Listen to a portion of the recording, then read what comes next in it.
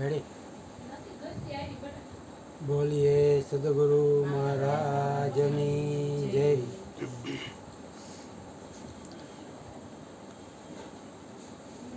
આપણે બધા અહીંયા કાલે વાત હતી કે ભાઈ સત્સંગના આશેથી અહીંયા ભેગા થાય એટલે આપણને સત્સંગ મળે તો પછી વિવેક પ્રગટે. વિવેક પ્રગટે એટલે આપણને સાર અસરનું ભાન થાય, શું સારું શું ખરાબ. પછી કોઈ આવા આપણે સંત મળે કે બ્રહ્મજ્ઞાની તો આપણને આપણી ઓળખાણ કરાવે. અત્યાર સુધી આપણને શરીર જ માન્યું. પછી મા બાપ આપણને કાયા આપે, શરીર આપે, અને આવા સંત મળે તો આપણું શરીર છોડાવે. એ એમને નક્કી કરાવે કે ભાઈ તું શરીર નથી, એટલે એમનો મહિમા વધારે. પછી એમ કે હવે આત્મજ્ઞાન લઈ પછી આપણને કેવા અસીમ બનાવે કે તમારી કોઈ વાત જ ન થાય. મારી કોઈ વાત થઈ કે નથી એવું નથી, છતાંય હું બોલું કે ભાઈ મને હું છે ને એમ થોડોક એકાંત પ્રિય માણસ ખરો, બહુ ભીડભાડ ને એવું ન ગમે. તો ઘણા ભજનમાં કહે ભાઈ એકલો થાને એકલો થાને. એટલે એકલો થવું એટલે કઈ રીતના, તો કે તમને આત્મજ્ઞાન મળે એટલે પછી તમને ખબર પડી જાય કે ભાઈ આ વિશ્વમાં મારા સિવાય કાંઈ નથી. એ રીતે એકલું થવું.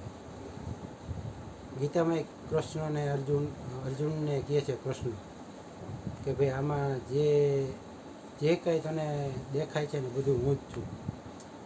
ઝાડ પાન વડ રજકણ આ તે જે કાંઈ તને દેખાય અથવા વિશ્વમાં જે કાંઈ છે એ હું છું. તો એ રીતના એકલા થઈ જાય તો મેળ પડી જાય. અને આમે ખરેખર આપણે એકલા જ હોય, ગમે ત્યાં હોય ને એકલા જ હોય. ભલે સંગ હોય એમ તો એમ લાગે કે ભાઈ મયુર બાબુ બેઠા, પણ છતાંય હું એકલો જ હોય. બાકી એની વાત અલગ છે, મારી અલગ છે. એમ એટલે એકલા થવા જેવું છે, એકાંત પ્રિય થવું, એકલા થવું. ભીડ વચ્ચે એમ કે એક ગીત છે, ગીતની પંક્તિ છે કે આઈનો હોય, આઈનો આપણે અરીસો જોઈ તો એમાં શું દેખાય, તો કે આપણે જ દેખાય. તો એ રીતના આપણે જગતને નક્કી કરી લેવાનું કે સામે અરીસો જ છે, બીજું કાંઈ નથી. તો પછી આ મારી તારીને આન તેન બધું મટી જાય. પણ એ થોડુંક તો નહીં, પણ જાજુ અઘરું પડી જાય.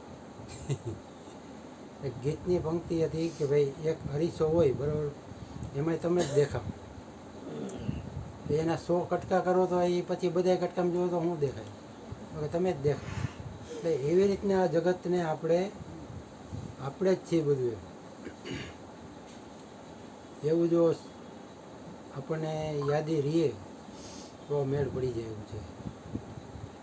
પછી અર્જુન બાપાનો સત્સંગ આપણે અહીંયાથી ગુરુ મહારાજ બોલે, અરુણ બાપુ એમાંય બોલે છે અર્જુન બાપા. એટલે એ આપણે સત્સંગ આવ્યો એમાં એ ત્યાં ગયા હતા અને સત્સંગ કરવો, કંઈક મોટું મકાન લીધું અને તેડાવે કે ભાઈ હાલો મહાત્માને તેડાવી આપણે ત્યાં ચરણ પગલાં કરાવી. એટલે ત્યાં લઈ ગયા. પછી અર્જુન બાપાને બધું દેખાડે કે આ ડ્રોઈંગ રૂમ, લિવિંગ રૂમ, આ ગાડી મોટર, આ તે ટીવી ફ્રીજ બધું રાચ રચેલું. ભાઈ અર્જુન બાપા એમ કે ભાઈ આ બધું બરાબર છે, પણ આ જોઈને મને એવું લાગે કે આ મારું છે. એમ તો કે તમને ક્યાંથી લાગે કે તમારું ન હોય? તો કે એવું તમને થઈ જાય ને નક્કી, તમારું હોવા છતાંય તમને એવું નક્કી થઈ જાય કે આ મારું નથી, તો મેળ પડી જાય એવું છે. એટલે કોઈને કહેવાનું નથી, પણ અંદર સમજણમાં આપણે રાખવાનું છે કે આપણું ખરેખર કાંઈ છે નહીં. લાંબુ વિચારી થોડુંક તો દેહ મન આ તે શરીર કોઈ બી વસ્તુ, પછી આ તો શરીરથી વાત ભૌતિક વસ્તુની તો વાત જ ન આવે. કે કાંઈ આપણું છે જ નહીં, અને છે છતાંય એકવાર છોડીને જવાનું એ નક્કી છે. એટલે એવી યાદી એક રાખવી, સ્મરણ કરવું અને સત્સંગ ભજનમાં થોડોક સમય વધારો, એવી મારી હૃદયથી પ્રાર્થના. બોલીએ સદગુરુ મહારાજની.